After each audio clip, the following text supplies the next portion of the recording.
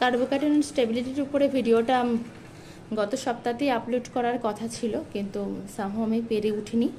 তো আজকে আছে এখানে মোটামুটি আমরা 13টা মতো প্রশ্ন নিয়েছি এবং এই 13টা প্রশ্নের মধ্যে সমস্ত কার্বোকার্বনের স্টেবিলিটি সংক্রান্ত যাবতীয় যা মানে কোয়ারি থাকে সাধারণত শিক্ষক শিক্ষিকাদের ভিতরেও, কারণ আপনার উঠবি শিক্ষক শিক্ষিকা মানে স্টুডেন্টসের মধ্যে যত যা কোয়ারি থাকে সবগুলোকে আমি একদম মানে ফিনিশ করার চেষ্টা করেছি।